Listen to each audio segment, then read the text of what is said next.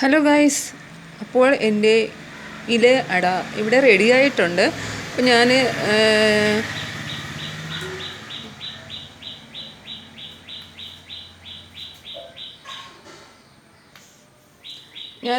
ഇത് 3 പാർട്ടായിട്ടാണ് ഞാൻ ഈ വീഡിയോ എടുക്കുന്നത് കേട്ടോ. 3 പാർട്ടായിട്ട്. കാരണം എന്താണെന്ന് വെച്ചാൽ എനിക്ക് ഒരുമിച്ച് ഞാൻ വീഡിയോ എടുക്കുന്നത് ഞാനായതുകൊണ്ട് എനിക്ക് പിന്നെ ഫുള്ളും ഒരുമിച്ച് ഒരു വീഡിയോ ആയിട്ടിടാൻ എനിക്ക് പറ്റത്തില്ല. കാരണം ഞാൻ ഒറ്റയ്ക്കാണ് വീഡിയോ എടുക്കുന്നതും ഈ അട ഉണ്ടാക്കിയതെല്ലാം ഒറ്റയ്ക്കാണ്, അതുകൊണ്ടാണ് കേട്ടോ. അപ്പം ഞാൻ 3 പാർട്ടായിട്ടാണ് ഞാൻ ഈ വീഡിയോ ഇടുന്നത് കേട്ടോ. അപ്പോൾ നിങ്ങൾ കാണുന്നവർ ആ 1-മത്തെ 2-മത്തെ വീഡിയോ 3-മത്തെ വീഡിയോ 3 വീഡിയോ കാണണം കേട്ടോ.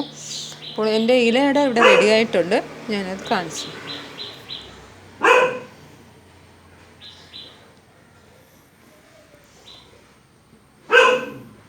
പക്ഷെ നല്ല മണം എടുക്കുന്നുണ്ട് കേട്ടോ. കാരണം വട്ടയില നമ്മുടെ വാഴ ഇലയേക്കാളും നല്ല ഇതാണ് കേട്ടോ, മണമുണ്ട്. ഈ വട്ട ഇലയ്ക്കൊരു പ്രത്യേക മണമുണ്ട് വെന്ത് വരുന്ന സമയത്ത്. ഇത് കണ്ടോ,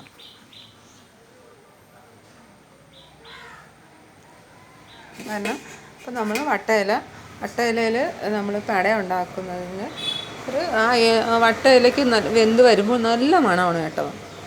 എല്ലാവർക്കും ഇത് ഇഷ്ടപ്പെട്ടെന്ന് വരില്ല കേട്ടോ.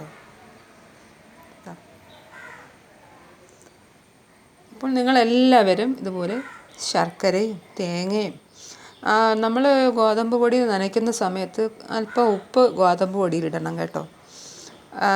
എന്നിട്ട് നമ്മൾ അതിൻ്റെ ഈ അട ഉണ്ടാക്കുന്ന പരുവത്തിന് മാവ് കുഴച്ചതിന് ശേഷം തേങ്ങയും, പിന്നെ നമുക്ക് ശർക്കര തേങ്ങയും മാത്രമല്ല കേട്ടോ, ചെറുപയർ.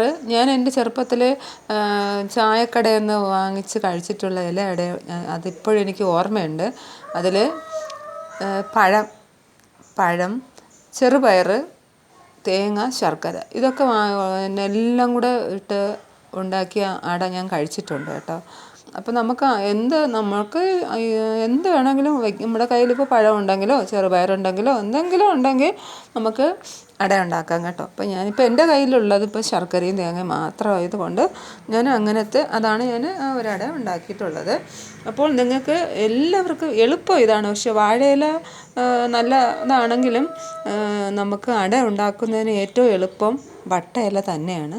പക്ഷെ ഒരുപാട് വലിയ ഇല എടുക്കാതെ മീഡിയം സൈസിലുള്ള ചെറിയ ഇല അതെടുത്ത് കഴിഞ്ഞ് പെട്ടെന്ന് നമുക്ക് ഞാൻ ഇഡ്ഡലി പാത്രത്തിലാണ് ഉണ്ടാക്കിയത് കേട്ടോ. അപ്പോൾ അതിൻ്റെ ഇത് കാണിച്ചിരുന്നു. അപ്പോൾ ഇത് 3 വീഡിയോയും നിങ്ങൾ കണ്ടാലേ നിങ്ങൾക്ക് ഇതിൻ്റെ ഇത് മനസ്സിലാക്കാൻ പറ്റത്തുള്ളൂ.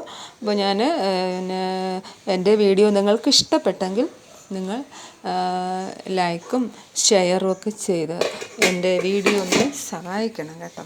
അപ്പോൾ ഞാനിതിൻ്റെ കാണിച്ചു തരാം. അയ്യോ, പാത്രം കിട്ടില്ല.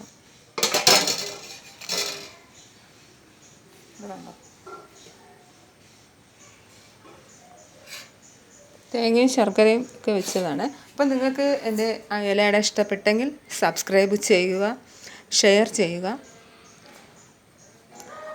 എൻ്റെ വീഡിയോ ഒന്ന് പ്രോത്സാഹിപ്പിക്കുക കേട്ടോ. അപ്പോൾ ഇവിടെ എൻ്റെ വീഡിയോ അവസാനിപ്പിക്കുന്നതാണ്.